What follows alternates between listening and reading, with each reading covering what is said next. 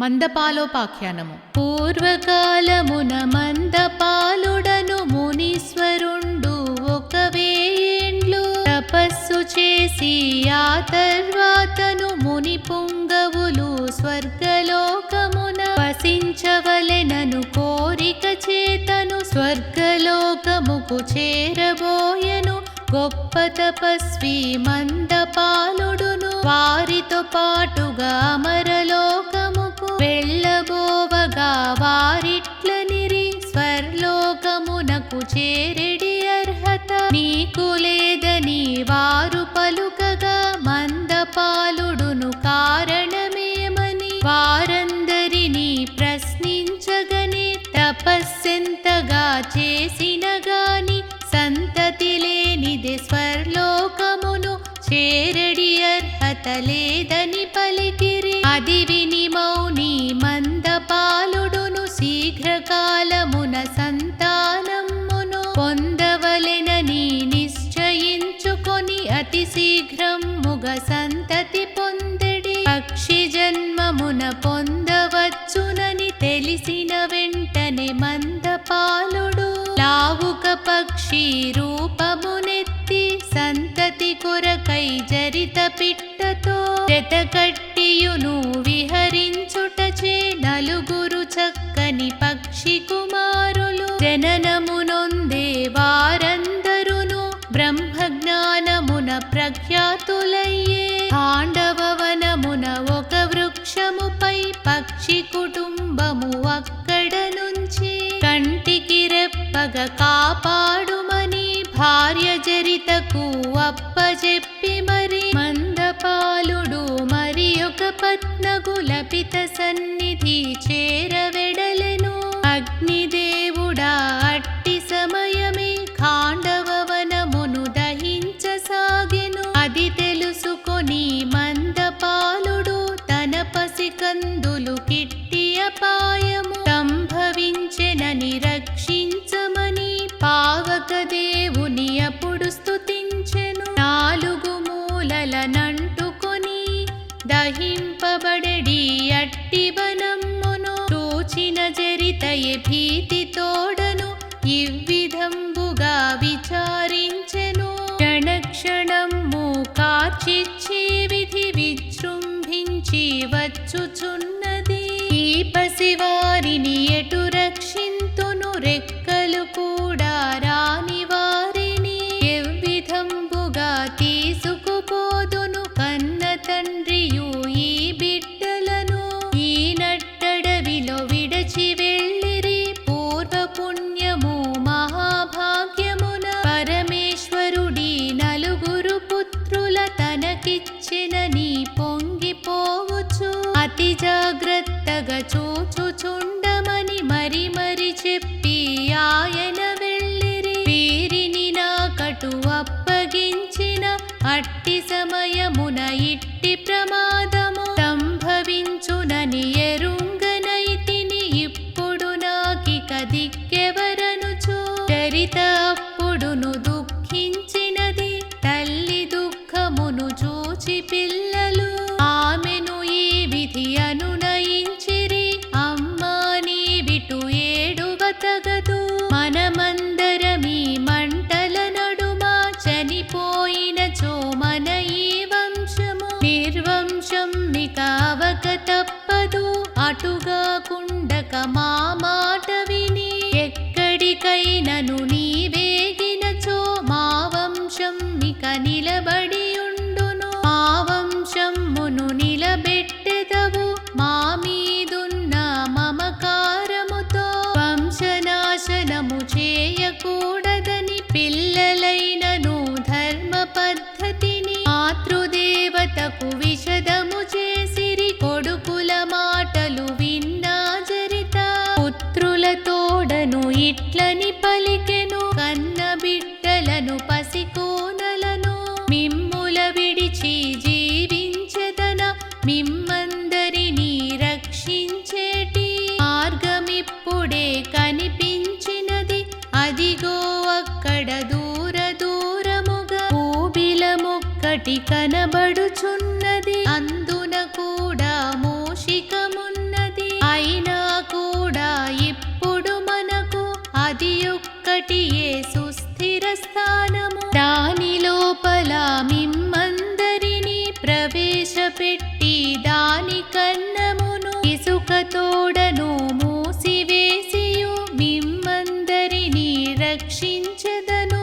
అగ్నిహోత్రుడు చల్లబడగనే మిమ్మందరినీ కలుగు నుండినే తేలికగానే బయటికి తెత్తును. తల్లి మాటలు ఆలకించిన జ్యేష్ఠపుత్రుడు ఇవ్విధంబుగా తనకు కలిగిన భయమును చెప్పెను. అమ్మా మమ్మా కలుగున చేర్చిన లోపల ఉన్న ఎలుకలు మమ్ము ఎంతో హాయిగా భక్షించునవే. విషయము నీవు మరచిపోతివి.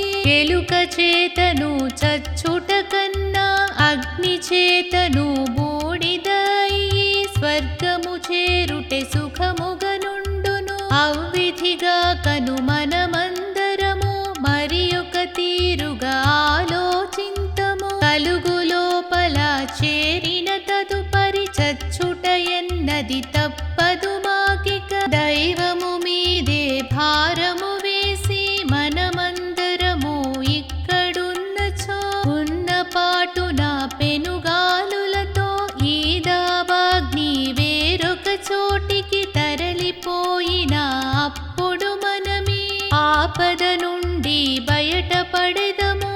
ఆపదయనుచు ఉండుట కన్నను ఆపద లేదని తలచియుండవలే. మాపై మోహము విడిచి నీవిక తలచుట మంచిది విడిచియు నీవు. ఇక్కడి నుండి ఎక్కడికైనను ఎగిరిపోవుటే శ్రేయస్కరము. నీవు అయినను బ్రతికియుండిన మా వంశమును నిలబెట్టెదవు. పరమేశ్వరుని కరుణ చేతను మేమందరము బ్రతికియున్నచో ఆ అందరినీ కంటికి రెప్పల తప్పక నీవు చూచుకొనెదవు. అట్లని పలుకుచు నలుగురు బిడ్డలు తల్లి కాళ్ళపై పడి మ్రొక్కుచును. ఆమెను వెంటనే వెళ్ళి పొమ్మని వారందరును ప్రాధేయపడిరి. వారందరును ప్రాధేయపడే చరితికయేమీ చేయలేకయే ఆక్రోశించుచు ఎగిరిపోయెను. పావక దేవుని జ్వాలలు ఇంకా ముందు ముందునకు వచ్చుచుండెను. చెట్టు కొమ్మపై గూటి లోపల తోడు లేకను ఉన్న పిల్లలు పావక దేవుని అనేక విధముల పొగడుచు అప్పుడు స్తోత్రము చేయుచు శరణు శరణని కోరసాగిరి.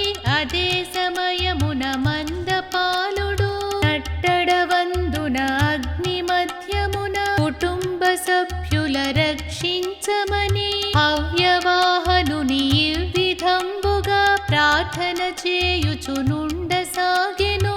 సృష్టికంతటికి మూలము నీవని విఘ్నులెందరో నిను కీర్తించిరి. ప్రాణులందరిలో అంతరార్థమున వివిధ రూపముల వసించుచుంటివి. అవ్యద్రుకవ్యములు స్వీకరించుచు దేవకోటిని తృప్తి పరతువు. సకల ధర్మములు నీ రూపముననే సృష్టి లోపలను పని చేస్తున్నవి. యజ్ఞమూర్తియగు నీ దయచేతను నా ఈ బిడ్డలు చిరంజీవులై వర్ధిల్లెదరని ఆకాంక్షింతును. శరణు శరణు ఓ హవ్యవాహన అని మునీంద్రుడు వినుతింపగనే అగ్నిదైవమును అనుగ్రహించెను. మందపాలముని అట్టి ప్రార్థన జ్ఞాపకమున్న హవ్యవాహనుడు పక్షి యొక్క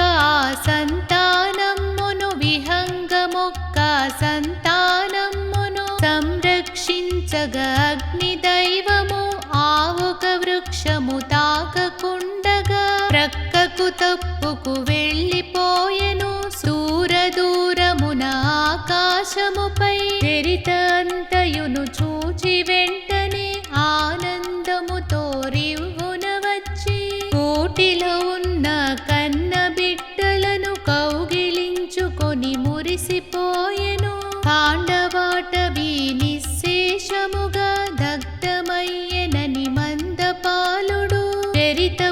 పుత్రులను తలుచుకొనుచును భార్యల పితతో ఇవ్విధంబుగా చెప్పుకొనుచును కడు దుఃఖించెను రెక్కలు కూడా రాని పిల్లలు ఈ దావాగ్నికి ఏమైపోయిరు కష్టపు వేళ జరితనన్నిక ఎన్ని మారులని తలచుకొన్నదో అట్టి మహాగ్నికి ఎవ్వరు మాత్రము ఎవ్విధంబుగా సాయపడెదరు బిడ్డలు మీదను ప్రేమతో జరిత ఆ పిల్లలను వేరొక చోటికి తీసుకుపోయి రక్షించినదా అప్పుడక్కడ ఏమి జరిగెనో ఇక్కడ ఉన్నా నేనే మెరుగుదు అగ్నిదేవుడు విని నా మొరను వారందరినీ రక్షించునులే ఇవ్విధంబుగా మందపాలుడు ఎన్నో మారులు అదే సంగతి చెప్పుచుండగా లపిత ఇట్లనే జరిత పైనను అంత ప్రేమతో అక్కడే ఉండక ఇక్కడికెందుకు ఏ తెంచితిరో తెలియకున్నది అట్టి ప్రమాదము వచ్చి పడగను పక్షి పుట్టుక పుట్టిన జరిత ఎగిరిపోవక అక్కడుండునా మీరక్కడనే గడుపగలేక ఇక్కడికేమని ఏ తెంచితిరి అనుచునుల పిత రుసరుసలాడుచు పెనిమిటి తోడను పెడమోమయ్యెను మహాతపస్సులు మీరీ విధముగా చింతించుటయు భావ్యము కాదు పక్షి రూపులగు బిడ్డలు నలుగురు మహాతపసులని మీరే అంటిరి మీ ప్రార్థనలను విన్న పావకుడు వారిని తప్పక రక్షించునుగా విహంగమ్ముగా పుట్టిన జరితయు అగ్నిజ్వాలలు సమీపించగని రివ్వున ఎగిరి పోవకుండునా మనసు జరితపై పెట్టుకొన్నచో మీరక్కడనే ఉండగలేక ఇక్కడకేయని ఏ తెంచితిరి మందపాలుడా మందలింపులను భరించలేకను ఇట్లని పలికెను సంతతి కొరకే జరితను నేను వివాహమాడి సంతతి బడసితి కన్న పిల్లలు ఏమైపోయిరో అనెడి చింతతో కృంగుచుంటిని ఆడబుద్ధియే అతి సంకుచితము నీకడనేనిక ఉండజాలనని మందపాలుడును అప్పటికప్పుడే చరిత సన్నిధికి చేరినప్పుడు మాతాపుత్రులు క్షేమముగానే ఉండుట జూచిన ముని పుంగవుడు సంతోషముతో సమీపించెను ఆరు శిరాకకు జరితాపుత్రులు సంతోషింపక ఇట్లని పలికిరి కన్నవారిని నన్ను కూడా ఆపదయందున ఆదుకొనకయే లపిత ఇంటిలో సుఖముగనుండిరి నాతో ఇంకను పని ఏమున్నది మందపాలుడు మందహాసమున ఎవ్విధంబుగా ఊరడించెను నాతను వక్కడ ఉన్నను గాని మనస్సంతయును ఇచ్చటెనున్నది ఖాండవ దహనము జరుగుచున్నదను విషయము నాకు తెలిసినంతనే నిన్ను పిల్లలను కాపాడమని అగ్నిదేవుని ప్రార్థన చేసితి హవ్యవాహనుని కరుణ చేతనే బిడ్డలందరును బ్రతికియుండిరి పశ్చాత్తాపము పొందిన జరిత మన్నింపుమని భర్తను వేడెను మందపాలుడును సతీసుతులతో మరి ఒక చోటున సుఖముగనుండెను కాండవవనమున ఉన్న ఓషధులు అన్నయు మృంగిన అగ్నిదేవునకు అగ్నిమాంద్యము శమించిపోయెను నరనారాయణులాశీర్వదించి సెలవు తీసుకొని వెడలిపోయెను కృష్ణార్జునులు ఉత్సాహముగా ఇంద్రప్రస్థమును చేరిన వారై ధర్మరాజునకు కుంతీదేవికి నమస్కరించుచు జరిగినదంతయు పూసగృచ్చినటు విషదము చేసిరి అంతయు విన్న వారందరూ